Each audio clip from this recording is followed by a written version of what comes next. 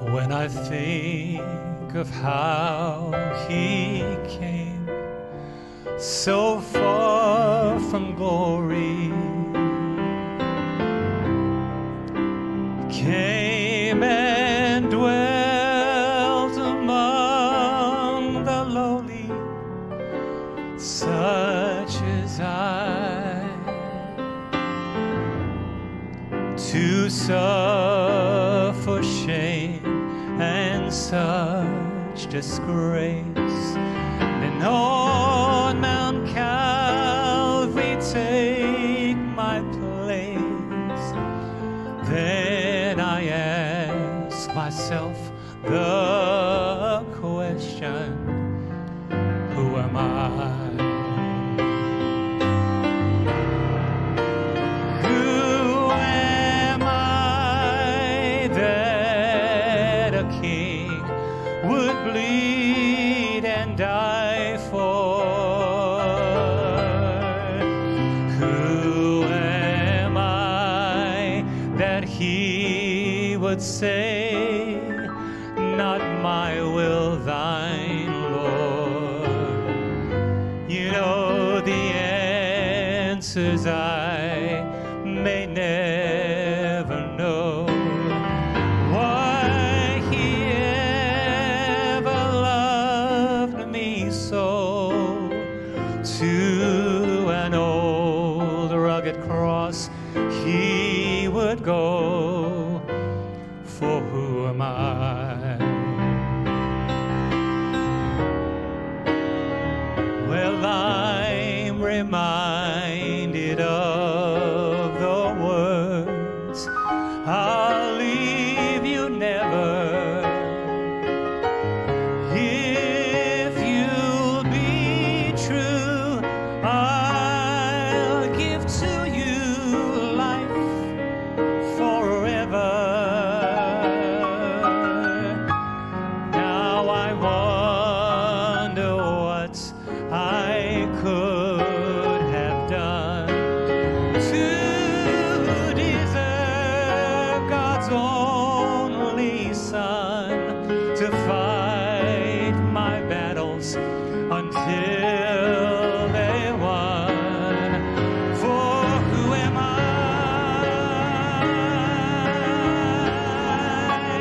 Who am I that a king would bleed and die for?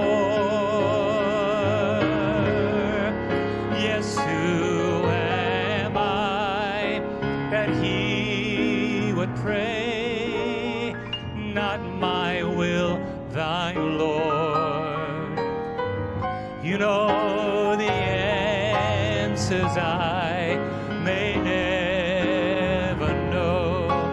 Why he ever loved me so, that to an old rugged cross he would go.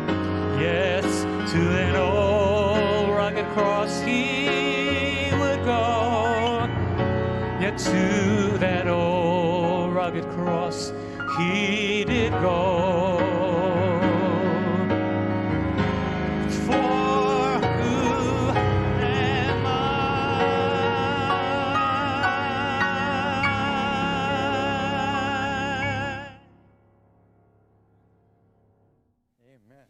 Amén. Gracias, John. Esa es una de mis canciones favoritas. Para mi propio entretenimiento toco la guitarra y canto. Y toco esa canción. No sabía que iba a cantar esa. Buenas noches, amigos. Saludos a los que estaban con nosotros al principio del programa y los que llegaron ahora. Estamos en el Panorama de la Profecía, un estudio bíblico, un seminario de estudio bíblico de profecías, estudiando las profecías de la Biblia, y hoy vamos a tocar un tema muy importante en esta noche que tiene que ver con el templo. Así que déjame darle un versículo de la Biblia que nos ayudará a entender por qué este tema es tan importante. Si van a 1 Tesalonicenses capítulo 2, hay un versículo que habla sobre el anticristo, el poder del anticristo. Y dice: hermanos, concerniente a la venida de nuestro Señor Jesucristo y nuestra unión a Él, pedimos que no sean sacudidos por tribulación o espíritu, como si el día del Señor habrá llegado, pero que nadie os engañe sin que antes venga, no vendrá antes de la apostasía, y el hombre de pecado sea revelado, el hijo de perdición, quien se opone y se exalta sobre todo lo que es llamado Dios. Ahora está hablando Daniel, donde este poder de la bestia habla palabras grandes, poderosas contra Dios, o que es adorado, tanto que se sienta como Dios en el templo de Dios, haciéndose pasar por Dios. Varias personas han asumido que como el templo judío se destruyó en el año 70, que ese templo tendrá que ser reconstruido antes del anticristo pueda venir. Para el anticristo, quizás has escuchado esto, pero yo no creo que eso es lo que está diciendo.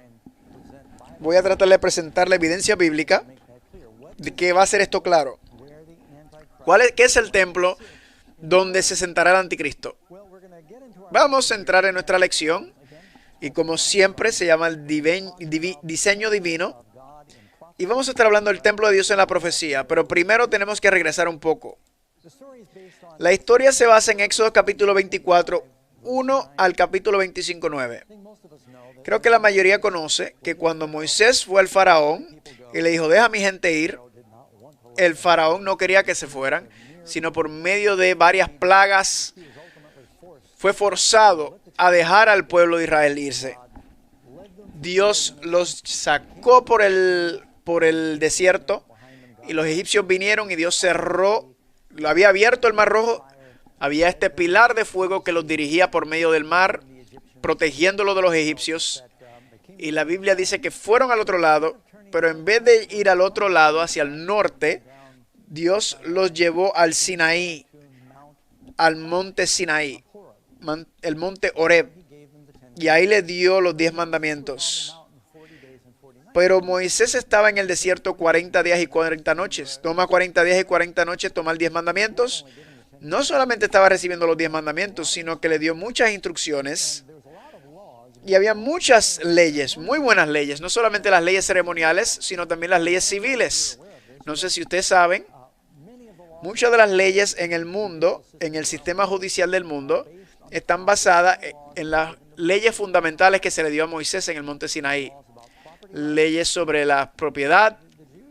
Los judíos tenían muy diferente, en donde en otros vasallos los reinos, el rey era dueño de todo, pero los judíos tenían su propia propiedad, tenían sus casas, tenían leyes sobre la cosecha, sobre la agricultura, leyes sobre tu casa, leyes sobre tus animales y leyes también entre la diferencia entre asesinato de primer grado y segundo grado, leyes prácticas, mucha de la información que él recibió. Pero una cosa era muy claro. Dios le dijo, quiero que me hagas un santuario. Quiero que hagas un santuario movible, que se puede transportar. Y utilizando la madera que tenían, con el oro y la plata que habían tomado desde Egipto. ¿Se acuerdan cuando salieron de Egipto? Los egipcios le dieron oro y plata. Y dicen, le vamos a pagar por su esclavitud. Váyanse, por favor, antes de que caigan más plagas. Y se fueron con grandes riquezas. Y construyeron este grande, pero simple, santuario. Llamado el santuario, el templo. Pero era portable, que los judíos podían deshacer y volver a montar. Y era ahí donde tenían que llevar los sacrificios para separar a las personas de sus pecados. Así que tienes 3 templos que vas a encontrar en la Biblia que estaban en la tierra. El primero fue el portable hecho en el desierto, Moisés y el pueblo de Israel. Y luego, unos años después, el rey David dijo, no está bien que el templo de Dios esté en una cortina y el arca del pacto. Yo quiero crearle un templo hermoso al Señor. Y David había acumulado billones de dólares y le dijo a Salomón, créale una casa hermosa a Dios. Y así hizo Salomón. Y si pueden mirarlo hoy, sería una de las maravillas del mundo. Luego el tercer templo fue destruido. Fue destruido por Nabucodonosor como en el 586 a.C. Y luego de los 7 años de cautividad regresaron. Y el 70 años. Y el rey le dio dinero, fondos para ellos restaurar el santuario. Y lo reconstruyeron. Y luego, bajo Herodes el Grande, le dio una remodelación. Así que 3 santuarios terrenales que fueron destruidos por los... Ese último fue destruido por los romanos en el año 70. Hay muchos que creen que va a ser reconstruido, pero yo creo que no. Y la razón es porque los judíos lo quieren reconstruir en su punto antiguo. Hay un problema en donde estaban, que son 13 acres en la parte de arriba. Ahí está la mezquita de Omar, que es el tercer lugar más santo de Islam. Así que, ¿qué tú crees? ¿Qué ustedes creen la probabilidad de que los musulmanes van a permitir que los judíos tumben ese templo, el templo más importante, y Israel construir un templo rodeado de países musulmanes? Creo que eso traería la Tercera Guerra Mundial y un gran conflicto. Y algunos dicen, eso mismo es lo que va a ocurrir. Pero cuando lees la Biblia, dice que hay otro templo. Ahora me estoy adelantando. Vamos a empezar con las preguntas en este estudio. Pregunta número 1. ¿Qué le pidió Dios a Moisés que construyera? ¿Y por qué? Éxodo 25:8. Y harán un santuario para mí y habitaré en medio de ellos. Es básicamente una referencia hermosa al plan de Dios en el futuro. Nos dice que Dios quiere morar con nosotros. Una de las declaraciones más hermosas en la Biblia es que veremos su rostro. Dios mismo estará con nosotros. Fuimos separados de Dios en el jardín del Edén por culpa del pecado. Cuando nos separa del pecado, habrá reconciliación. El tesoro más grande en el cielo es estar en la presencia de Dios. No habrá nada más grandioso. Hasta los ángeles cubren sus ojos y sus rostros y dicen, santo, santo, santo el Señor de los cielos. La tierra está llena de su gloria. La presencia de Dios. Otra razón por qué es importante estudiar el tema del santuario es porque cuando estudias Apocalipsis nos dice que las visiones de Apocalipsis son dadas en el contexto del santuario. Capítulo 1, Jesús se aparece entre medio de los 7 candeleros. Eso es uno de los artículos. Luego, más adelante habla del altar de incienso, habla del altar de sacrificio, habla del arca del pacto. El contexto de Apocalipsis está tomado, la visión completa está en el contexto del santuario, como la visión de Isaías. Estaba en el trono, él vio la visión del trono y un ángel a mano derecha e izquierda. Y así que el arca era un símbolo de la misericordia de Dios, los ángeles en ambos lados, hablando de la morada de Dios. Así que Él quiere estar con nosotros, tenemos que entenderlo. Las visiones de Ezequiel en el contexto del santuario. Quizás los últimos 5 o 6 capítulos de Ezequiel habla de las dimensiones de este templo. Así que para ser estudiante de profecía, tienes que tener una idea básica sobre el santuario, el templo.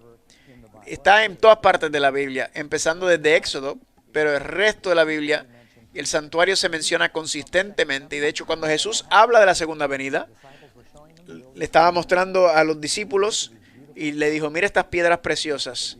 Dijo, ¿no ven que todas estas cosas no será levantada una piedra sobre otra, que no será derribada? Y ellos se quedaron con la boca abierta. No podían creerlo. Y luego le dijo sobre su segunda venida. Y le dijo, si la destrucción del templo tenía que ver con la segunda venida, Dios quiere morar con nosotros y en nosotros. Pregunta número 2. ¿Qué esperaba Dios que su pueblo aprendiera del santuario y los servicios? Esto es muy importante, que vamos a tomar un tiempo. Salmo 77:13. Oh Dios santo, santo es tu camino. Es tu camino. El santuario está tu camino santo. Ahí está la voluntad de Dios. Esto es uno de los estudios más lindos de la Biblia. Para los que están aquí, pueden ver en las paredes, hay un modelo que está rotando del santuario. Gracias a quien haya preparado esa gráfica. Los que están operando ¿Pueden poner esa última pregunta de regreso, por favor? La pregunta no, perdón, la gráfica. Esa. Ahí tienen una foto, un cuadro del santuario. Hay tres partes en el santuario. Tienes el patio, que es la parte de afuera, donde está el altar de incienso, el altar de sacrificio y el lavacro. Luego tienes el lugar santo y luego tienes el lugar santísimo, la parte adentro del santuario, el lugar más santo, y ahí estaba el arca del pacto. Y había una cosa ahí que eran los 10 mandamientos. Ese arca representa la presencia de Dios. Se llama el trono de la misericordia, donde una vez al año el sumo sacerdote entraba ahí para un servicio especial de limpieza. El hombre está fuera del santuario antes de entrar por la puerta. Había una sola puerta. Jesús dijo, yo soy la puerta. ¿Cuántas puertas? Yo soy el camino, la verdad y la vida. Una sola manera para regresar al santuario. No había escape de emergencia, nada. El santuario completo está hecho sobre una línea directa a la presencia de Dios. Lo primero que encuentras es el altar de sacrificios. ¿Qué pasaba ahí? El cordero era sacrificado. De hecho, al lado había una vara de madera, ¿verdad? Y ahí cerca sacrificaban al cordero y sacaban la sangre. ¿Saben lo que es kosher? Que sacaban toda la sangre, tomaban la carne, la preparaban sobre el altar de sacrificio. Eso representa el sacrificio de Cristo, donde el cordero derramó su vida, donde pasó por las pruebas de fuego. Luego había un lavacro para lavado. Eso es un símbolo del bautismo. Esto es tú acercándote a Dios. Una vez vas al bautismo, entonces estás en el lugar santo. Y esto está hablando de nuestra relación con Dios. Tienes el candelero. Voy a repasar esto por si acaso. El candelero, la mesa de los panes y el altar de incienso. Son las tres disciplinas de la vida cristiana. ¿Qué estaban en cuarto? Candeleros, el candelero, el pan y el altar de incienso. ¿Qué representa eso? Que tu luz brille, eres la luz del mundo, sea un testigo. El pan, el hombre no solo del pan vivirá, sino de toda palabra que sale de la boca de Dios. Tienes que leer tu Biblia cada día, tienes que ser testigo. Y número 3, el altar de incienso. Tienes que poner incienso y se elevaba la presencia, y la Biblia dice que esas son las oraciones de los santos. Así que tienes oración, estudio de la Biblia y testificar. Si tú me enseñas a alguien que hace eso todos los días, que ora, estudia y le comparte su fe con otros, yo te voy a mostrar a alguien que no va a echar para atrás. Si me buscas a alguien, un cristiano que no está frío, que no está pasando una vida calurosa, es porque está perdiendo alguno de esos 3 puntos. El bebé tiene que comer, tiene que descansar, tiene que respirar. Respirar es la oración. La oración es el aliento de la vida. Si un bebé hace eso, si se ejercita el bebé, compartir la fe, si se ejercita, si come y si respira, crecerá. Y si la persona hace eso, eso es lo que ocurrirá. Luego entras a la última parte del santuario, es la presencia de Dios. Hay 3 términos teológicos grandes. Has escuchado justificación, santificación, glorificación. Palabras grandes, pero son simples. Justificación, vienes como eres. En la fe en Jesús, Él te perdona y te acredita su justicia. La próxima fase es la santificación. Ese es el proceso donde aprendes a caminar como un santo. Y glorificación es cuando eres salvo y estás en la presencia de Dios. Y estarás cantando gloria, aleluya. Eso es glorificación. Así que está hablando de estas 3 fases. En el patio tiene la justificación por el sacrificio del cordero. Luego santificación, que es como el desierto. Eran justificados por el cordero en Egipto, santificados en el desierto y entraron en la tierra prometida. Glorificación. Así que tienes estos 3 aspectos. El pueblo de Dios estaban en Egipto, pasaban por el mar Rojo. Y Pablo dice en 1 Corintios, eso es como el bautismo. Y luego el Señor aparece como un pilar de fuego. Es el bautismo del Espíritu Santo. Y Jesús dijo, aunque no nazcas del agua y del Espíritu, no puedes entrar al reino de los cielos. Así que necesitamos ser bautizados en el agua, y es un símbolo, y bautizado el Espíritu y el fuego. Así que todo esto sobre el santuario está mostrándonos a Jesús. Quiero seguir porque eso es una pregunta nada más. Pregunta número 3. Aquí están algunos de los símbolos. Ahora, el símbolo más importante es lo que aparece en el santuario. Piensa en Jesús. Todo trata de Jesús. No solamente nos dice la Biblia que Jesús es nuestro sumo sacerdote, sino también nos dice que Él es nuestro Cordero. Cuando vas al altar de incienso, al altar de sacrificio, Él es nuestro sacrificio. Cuando vas al lavacro, Él es nuestra agua, Él es el agua de vida. Te estoy ofreciendo esta agua de vida. Luego entras al lugar santo. Jesús dijo, yo soy el pan de vida que bajó del cielo. Hombre no vive del pan solamente, sino de toda palabra. Él es la palabra que procede de la boca de Dios. Luego tienes la luz, que estaban en los candeleros en el lado izquierdo. Jesús dijo, yo soy la luz del mundo. Y no solamente dice, yo soy la luz, sino que tú también eres la luz, porque tú reflejas mi luz. Y luego vas y entras en un altar de incienso, donde oramos en el Señor de Jesús, porque nuestras oraciones son aceptadas por Él.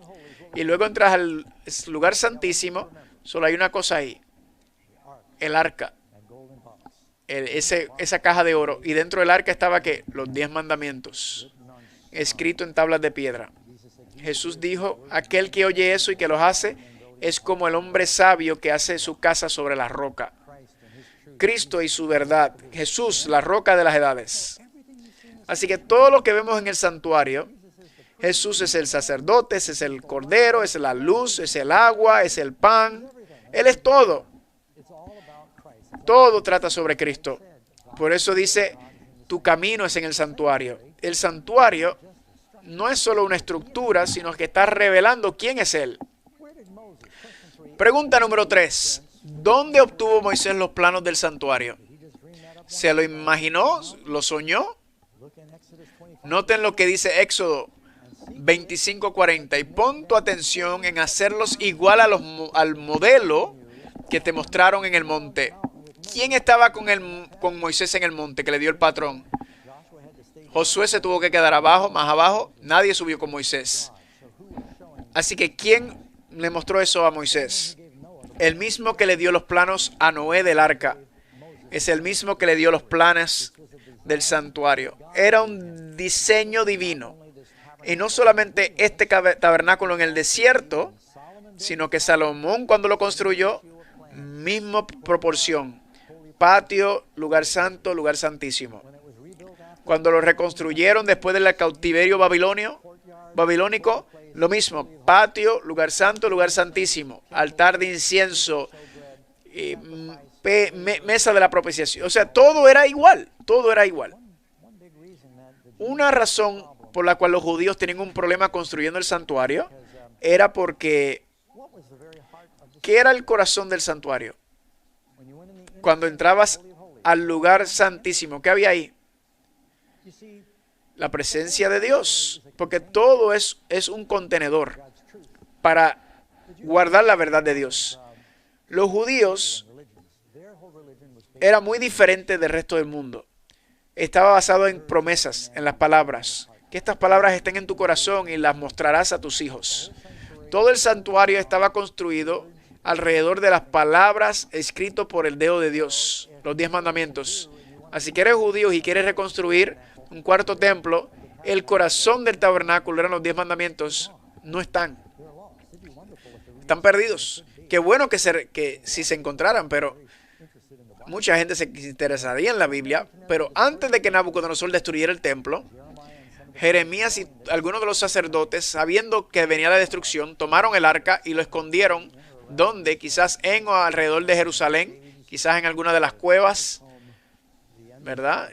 En donde está Jerusalén, nunca lo han encontrado, a pesar de los rumores, muchos rumores que hay, pero no hay evidencia de que se ha encontrado. ¿Verdad? Ese es el corazón del santuario.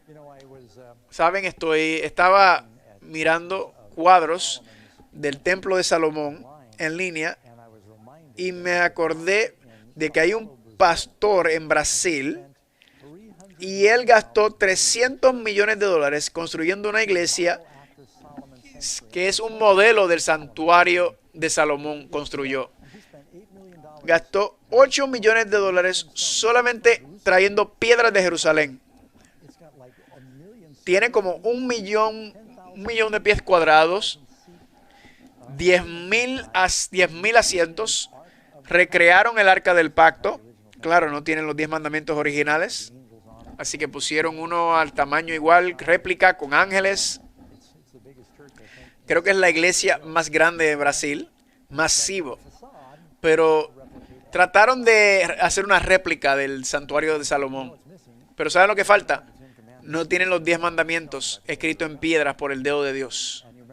Y recuerdan cuando Moisés se molestó porque el pueblo de Dios había hecho el becerro de oro y lo rompió los 10 mandamientos. Y Dios le dijo, tráeme 2 piedras más y yo lo voy a volver a escribir, que escribí. Esa palabra no cambia y lo puso dentro del arca. Así que para reconstruir el templo, ¿de qué está hablando cuando dice que el anticristo se sentará en el templo de Dios haciéndose pasar por Dios? Vamos a entrar ya mismo en eso. Pregunta número 4. Lo mencioné, pero quiero repasarlo. ¿Qué muebles había en el patio? Cuando entrabas por esa puerta, recuerden, Jesús es la puerta. Pasabas por esa puerta y decía, entonces ofrecerás el carnero sobre el altar como holocausto en honor al Señor, como ofrenda quemada de olor agradable. Así que tenías el sacrificio del altar. ¿Han escuchado sobre el fuego sagrado, donde se le llama el fuego eterno? Algunos cementerios donde tienen un fuego que siempre está encendido. El judío tenía fuego sagrado porque cuando construyeron el templo y oraron, Dios envió fuego del cielo. Inició el fuego en el altar de sacrificio y los sacerdotes se les dijo, nunca dejes que apagues. Y ponían ese fuego en el altar de incienso, usaban ese fuego para prender el candelero y el altar de incienso. ¿Saben? ¿Han escuchado sobre el Hanukkah? ¿Verdad? La fiesta de los macabeos, donde no querían que el velo se apagara y Dios milagrosamente mantuvo el fuego sin aceite. Yo tuve carros que no tenían gasolina y oraba y seguía el carro. Así que el altar de sacrificios son 2 altares. Uno es el altar de sacrificio y el de incienso. Dijo, harás un incensario, un lavacro de bronce y llenarla de agua. Los sacerdotes antes de entrar al santuario tenían que lavarse. Pregunta 5. ¿Qué 3 muebles había en el lugar santo? ¿Qué encontramos ahí? Sobre la mesa de la proposición extenderán un pañal azul y pondrán sobre ella las escudillas, las cucharas, las copas, los tazones para liberar, y el pan continuo estará sobre ella. Así que habían 2 columnas de 6 panes, ¿verdad? 12 nuevamente. Ya Apocalipsis, 12 frutos, 12 puertas, 12 nombres, ¿verdad? Los que lideran son los 144,000, 12 por 12,000. Así que ese número es muy común. 12 patriarcas, 12 jueces, si incluyes a Samuel, 12 profetas menores, 12 apóstoles en el Nuevo Testamento. Y cuando Judas se mató, antes de derramar el Espíritu Santo, ¿qué hicieron? Necesitamos sustituir a Judas para regresar al número 12. Y el Espíritu Santo fue derramado. Así que el número tiene significado. Números 8:2. Cuando encienda las lámparas, las 7 lámparas alumbrarán hacia adentro del candelero. Ahora, dentro del santuario, las paredes eran cubiertas de oro. Así que cuando el sacerdote entraba, la luz se reflejaba en todas partes. Era una iluminación tremenda. Y todo lo que veías en este santuario era una miniatura de algo verdaderamente Dios había creado. Tenían un velo que separaba el lugar santo del lugar santísimo. Y en el velo habían ángeles pintados. Y en las paredes habían ángeles sellados. Y encima del arca habían 2 ángeles llamados los querubines cubridores. Pregunta, ¿tú crees que Dios está cubierto con ángeles pintados en paredes de ángeles? Lo que Dios ha hecho es que ha hecho un modelo miniatura. Antes de hacer esta facilidad, hablamos con los arquitectos y lo pusieron en un programa y crearon un modelo de 3 dimensiones, donde puedes ver por la facilidad antes de hacerlo. Pero era miniatura. Y han visto arquitectos que traen miniaturas. ¿Cuántos de ustedes tenían los carritos de juego, los carritos pequeños? ¿Saben que hay algunos de esos carritos que estaban hechos a proporción a los carros verdaderos? Usan láser para medir los carros reales. Así que lo utilizan y los proporcionan.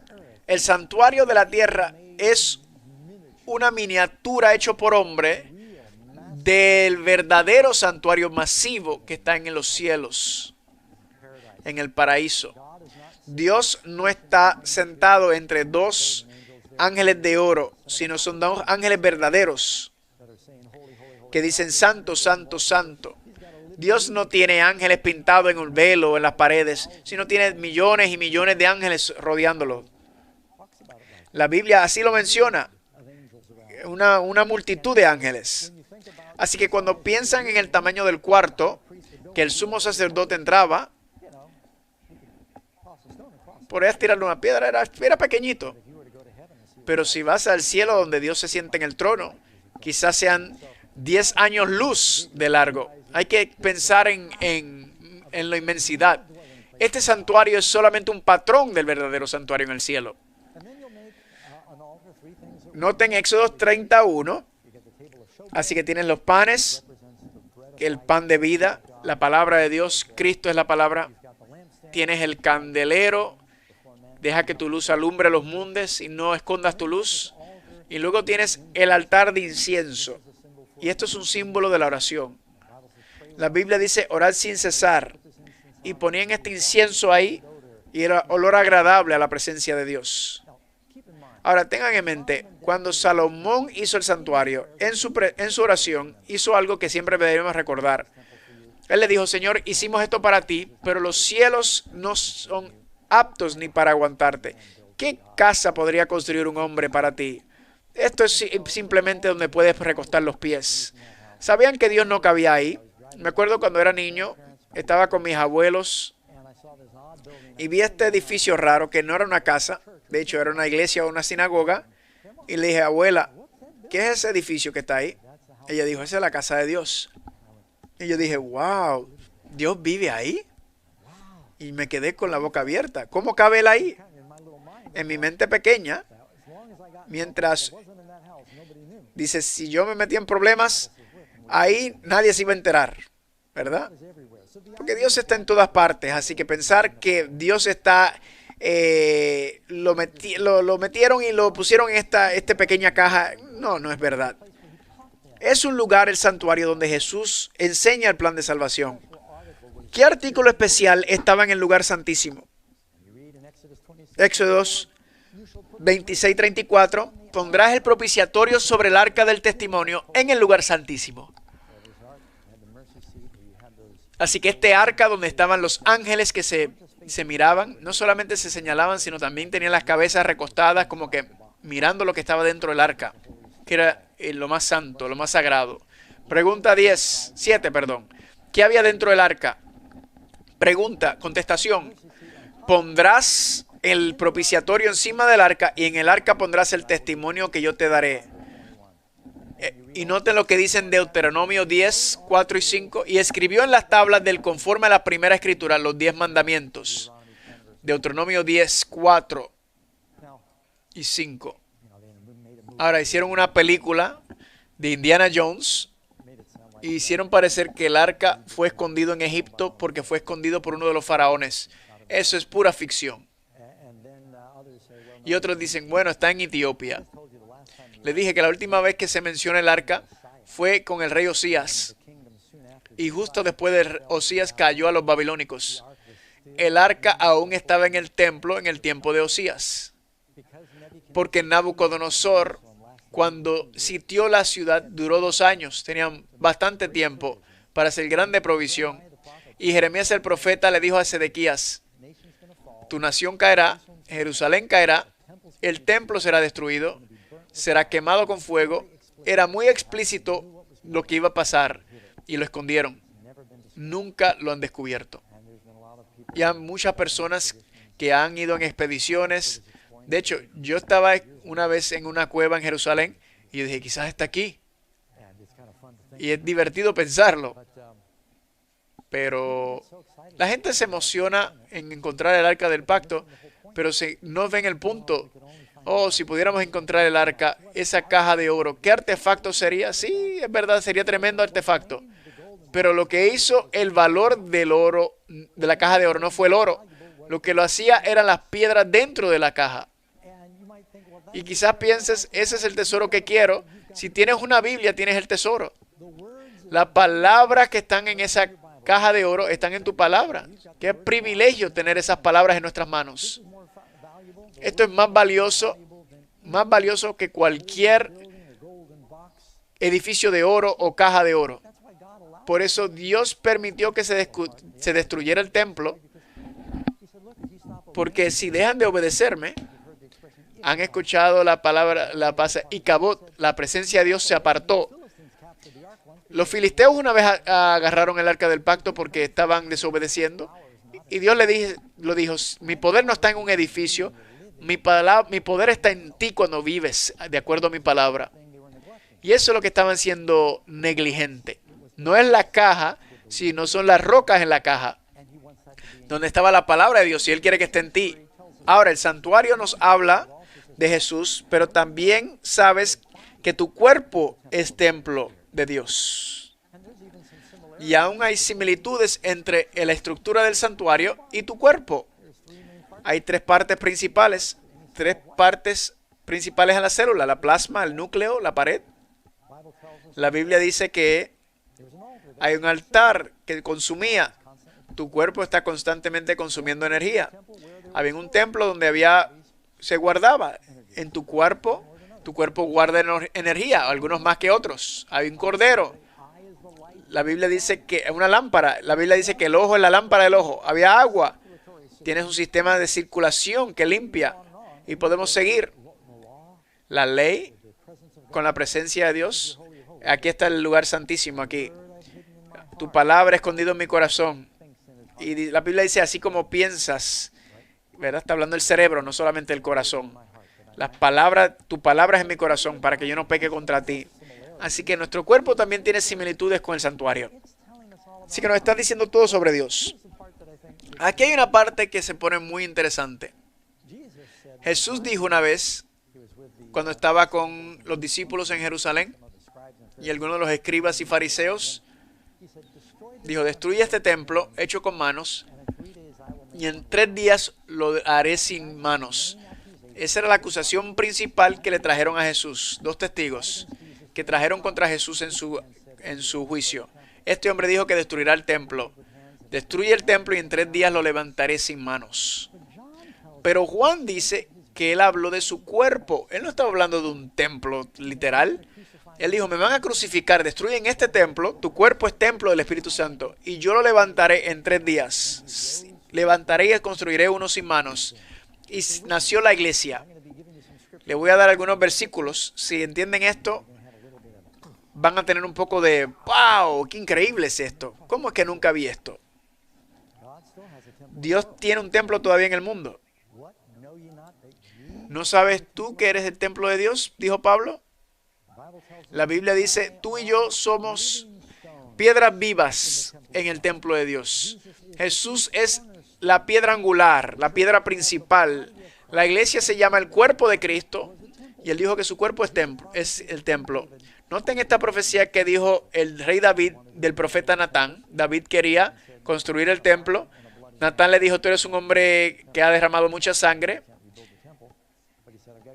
Pero le dijo, Primera de Crónicas 17:11, que vendrán a pasar cuando tus días expiren, que vas a estar con tus padres, que yo levanté tu simiente después de ti, que será de tus hijos, lo estableceré y él me hará una casa y yo lo estableceré sobre el trono para siempre.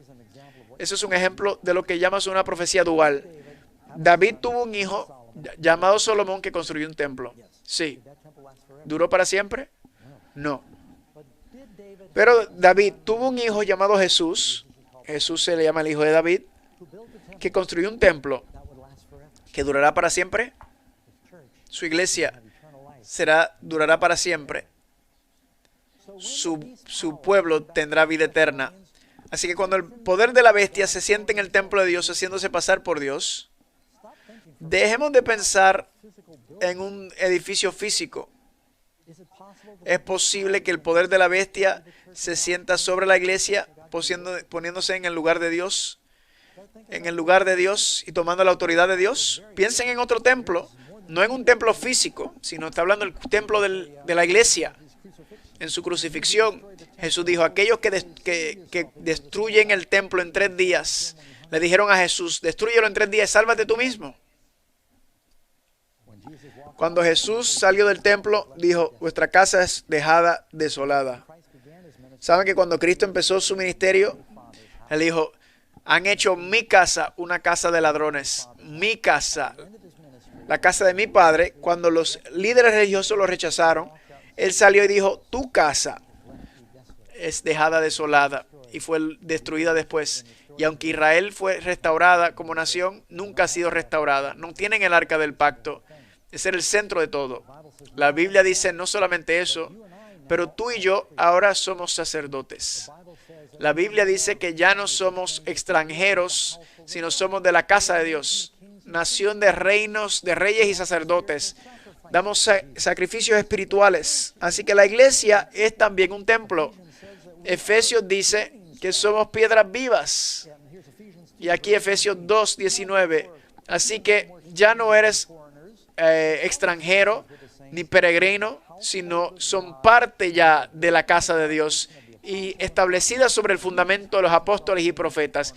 Cristo mismo siendo la piedra angular sobre quien la estructura completa está hecha y haciéndose un templo maravilloso y habitantes del Espíritu. Hebreos 3:6, pero Cristo es un hijo sobre la casa, su casa sobre quien somos nosotros. Versículo tras versículo. Así que cuando creen en el templo, no piensen en un templo físico en Israel. Jesús dijo, destruyen este templo y 3 días y lo levantaré, una casa sin manos. ¿Verdad? Ustedes son piedras vivas y la gente vendrá por medio de tu influencia, tu luz, tu pan de vida, el pan de vida que vas a compartir. Este estudio es muy importante. Estos 2 estudios van juntos, el martes y el jueves. Mañana vamos a estudiar la profecía de tiempo más larga en la Biblia, que también está relacionada al templo. Así que vamos a entrar en eso, en un estudio bíblico muy profundo. Así que esto es un preludio a eso. Tenemos que tener una base sobre el santuario. Pueden leer en Deuteronomio capítulo 10, 4 y 5. Y volví, descendí del monte y puse las tablas en el arca que había hecho, y ahí están como el Señor me había mandado. 10 mandamientos dentro del arca, las leyes ceremoniales afuera. Número 10. ¿Por qué los animales tienen que ser sacrificados en el santuario del cielo? Sin derramamiento de sangre no hay remisión de pecados. Ahora, nosotros pensamos, oh, qué asqueroso que hay que derramar sangre. Pero la Biblia dice que la vida está en la sangre. Así que cuando dice derramar sangre, lo que dice sin dar una vida. La penalidad por el pecado es la muerte. Cristo en derramar su sangre cubre la penalidad por nuestros pecados. Así que somos salvos por ello. Cuando Adán y Eva pecaron, dijeron, podemos hacer esto. Hicieron hojas de higuera, delantales. Hicieron ese tipo de delantares para cubrir su pecado. Pequeñitos. De hojas. ¿Cuánto puede una hoja cubrir? Y luego dijo, eso no será. Y Dios le dio vestiduras, delantares de piel. ¿De dónde salió la piel? Pues algo tiene que morir, ¿verdad? La Biblia dice que Dios estableció el sistema de sacrificios. Cuando Abel hizo un sacrificio, ofreció un cordero. Abel. Caín dijo, eso es demasiado regueroso. voy a dar frutas. Dios dijo, no quiero tus frutas. Lo que va a cubrir tu pecado es la sangre del pecado. Abel lo hizo de manera correcta. Abel se molestó y lo mató. Caín lo mató. Sin el derramamiento de sangre, sin derramamiento de sangre no hay perdón de pecados. Así que más adelante voy a hablar un poco sobre el derramamiento de sangre. En la última cena Jesús dijo, porque esta es mi sangre del nuevo pacto, que por mucho es derramada para remisión de los pecados. Cristo derramó su sangre. ¿Han escuchado? Hay poder en la sangre. Cuando vine a la iglesia por primera vez, yo dije, esta gente están enfocados en la sangre, cantando en la sangre, debajo de la sangre, limpiados por la sangre. ¿Cómo la sangre lava algo? ¿Cómo fue que dijo Billy Sunday? No sé cómo una vaca negra puede comer grama verde y hacer leche blanca, pero me gusta. Hay cosas que no podemos explicar, cómo la sangre puede lavar nuestras vestimentas de limpios, pero sabemos que eso es lo que dice la Biblia, así que le creemos. Cuando se sacrifican animales por el pecado, ¿qué pasaba con el pecado? Levítico 1, 4 y 5. Y pondrá su mano sobre la cabeza del holocausto y será aceptado por expiación suya. Entonces degollará el becerro en la presencia del Señor. Cuando cometían un pecado, traían su sacrificio. Era una tribu, ¿verdad? Si era más grande, si era un individuo, quizás traían una paloma. Todo depende de los recursos que tenías. Un becerro, un cordero, un buey. Y confesaban sus pecados sobre ese animal, simbólicamente transfiriendo sus pecados a esta víctima. Cuando oramos, nuestros pecados son traspasados al Cordero de Dios. Déjame parar un momento, espérate. Pensemos en un momento. Esto era difícil para los hebreos. Ellos eran una nación de pastores. David era pastor, Abraham, Isaac, Jacob, Moisés era pastor, José cuidaba del papá, amaban sus animales. Y David dio su vida para salvar un corderito de un león y de un oso. Así que tenían este apego a estos animales. Y cuando veían que este animal tenía que morir por sus pecados, te llevaba a entender la carga y la penalidad del pecado. Y la Biblia dice que algunos de nosotros que crucificamos a Cristo todos los días y sentimos no hay remordimiento por el Cordero de Dios. Debe movernos esto. Nuestros pecados le duelen al Señor. Muchas veces viene la tentación y yo con saber que le puede doler a Dios, le huyo a la tentación. Pregunta 10. Cuando se ofrecía un animal de sacrificio por toda la congregación, ¿qué pasaba con el pecado? Entonces el sacerdote mojará su dedo en la misma sangre y rociará 7 veces delante del Señor hacia el velo. Así que simbólicamente era tomado la sangre y un poco era rociada hacia el velo, representando que la sangre era traspasado del patio al lugar santo. Así que estos pecados que simbólicamente eran guardados en el santuario, y al final del año sagrado venía el día de la expiación, el día donde se hacían uno con Dios y limpiaban el santuario de todos sus pecados. Ese será el estudio de mañana, cuando el pueblo de Dios son limpiados de sus pecados. Número 11. ¿Qué 2 símbolos del santuario cumple Jesús para nosotros? Aquí le voy a dar algunos. 1 Corintios 5, 7.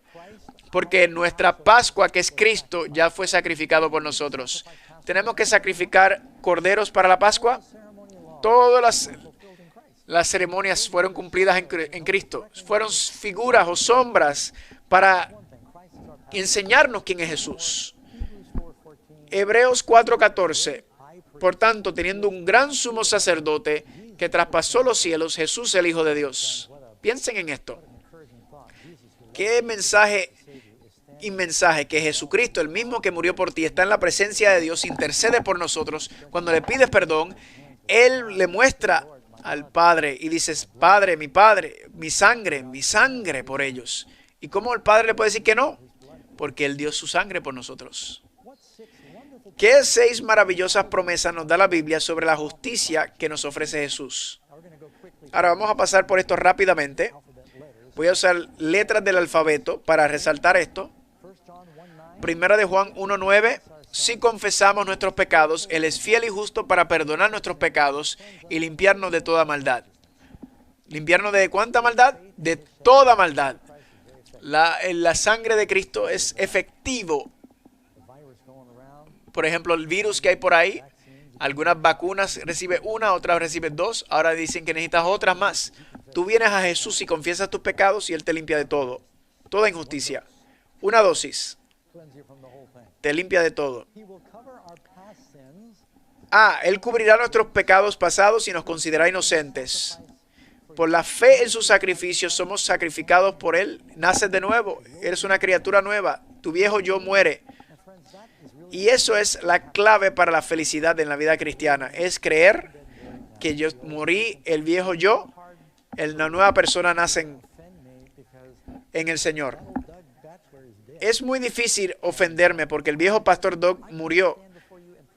Y yo ahora estoy frente a ti pudiendo de hablar sobre mi vida pasada. Es porque el viejo yo murió y soy una nueva criatura y puedo hablar confiadamente. Somos sin pecado ante Él. B. Jesús promete restaurarnos a la imagen de Dios. El diablo quiere borrar la imagen, pero manteniendo nuestro enfoque en Jesús somos transformados a la imagen de aquel que adoramos. Somos transformados contemplando su gloria, dice la Biblia. Respuesta C. Jesús nos da el deseo y el poder de hacer la voluntad de Dios. Por eso cantamos sobre eso cada noche. Señor, ayúdame a hacer tu voluntad. A veces yo oro, Señor, ni siquiera tengo ganas, pero ¿puedes ponerme las ganas de tener las ganas? Alguna gente dicen, Doc, yo quiero entregar mi vida al Señor, lo quiero dar todo, pero no sé si puedo. No sé si tengo ganas, pídeselo. Si eres sincero, Él va a cambiarte y te dará un corazón nuevo y tus deseos. ¿Saben? Cuando yo empecé a ir a la iglesia, yo salí del mundo, no crecí escuchando música de la iglesia, y cuando iba a la iglesia y escuchaba los santos cantando y el pianista fuera de armonía y los cantantes, terrible. Y yo me quedaba ahí como que, ay, Señor. Y habían veces cuando iba al boletinero veía que si la canción tenía más de 3 versos, me iba al baño. Y un día vi la canción y decía, yo cantaré del amor de Jesús, y lo busqué en el himnario y empecé a leer. Yo siempre quería canción con movimiento y música, y empecé a leer la letra. Cantaré del amor de Dios, cantaré de aquel que murió por mí, porque dejó su corona arriba y murió en el Calvario.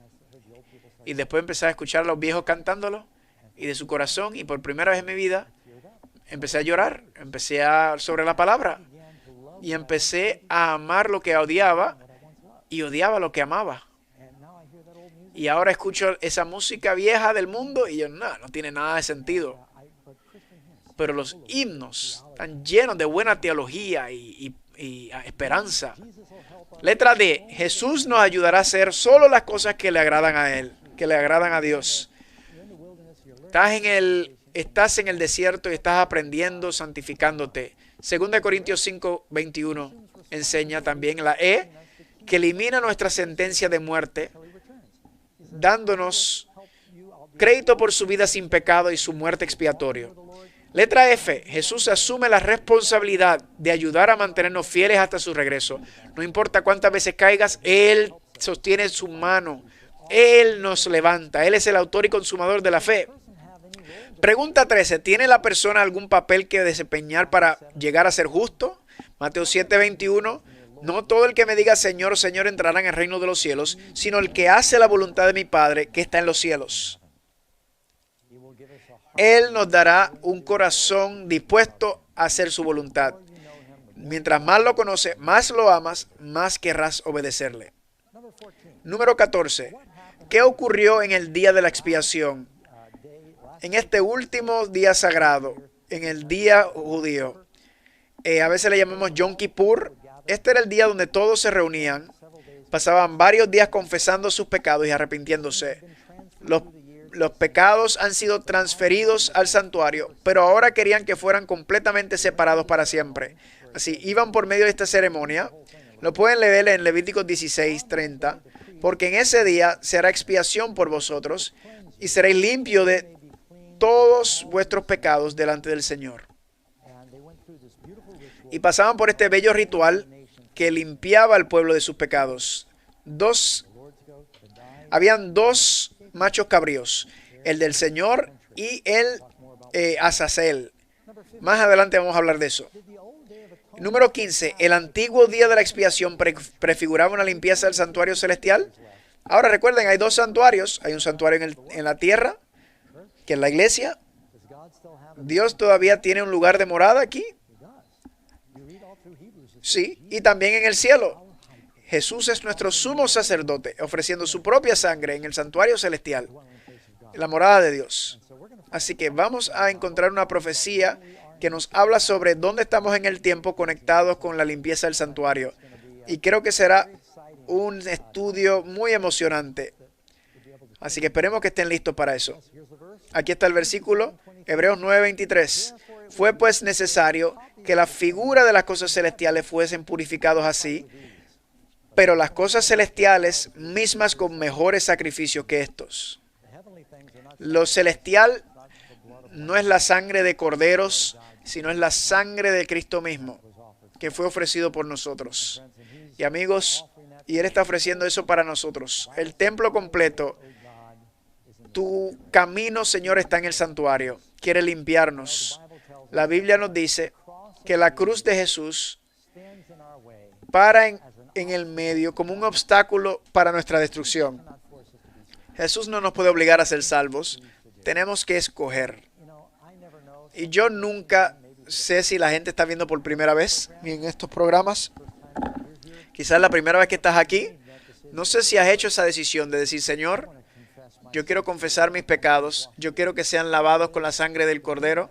Yo quiero vivir la nueva vida. Yo quiero nacer de nuevo. Él te lo está ofreciendo hoy. Escuché una vez sobre un pastor que estaba caminando en esta ciudad, en este camino oscuro, y empezó a llover y tuvo miedo porque no conocía el camino bien. Estaba el viento cayendo, las hojas, árboles, y vio a un señor caminando, brincando en el camino y bailando en el camino. Y él dijo, alguien está drogado aquí. ¿Cómo voy a darle la vuelta? Cuando se acercó, trató de irse alrededor, pero se ponía al frente del carro. Y el pastor dijo, ¿estás loco? Casi te atropello, ¿qué haces? Y el hombre le dijo, se fue el puente se cayó, estaba inundado. He visto varios carros caer y morir, y no quería nadie más morir. Cristo se ha puesto en nuestro camino como un obstáculo para nuestra destrucción. Y Él quiere que estemos en el reino con Él, pero tienes que escoger. ¿Puedo orar contigo que tomemos esa decisión? Padre amante, queremos darte las gracias por estos mensajes que aprendemos por el sistema de sacrificios. El amor de Jesús, como Él es el único camino. Ayúdanos a aceptarlo por gracia y fe y para estar en tu camino. Y te lo pedimos en el nombre de Jesús. Amén. Señor los bendiga. Nos vemos mañana purificando el santuario.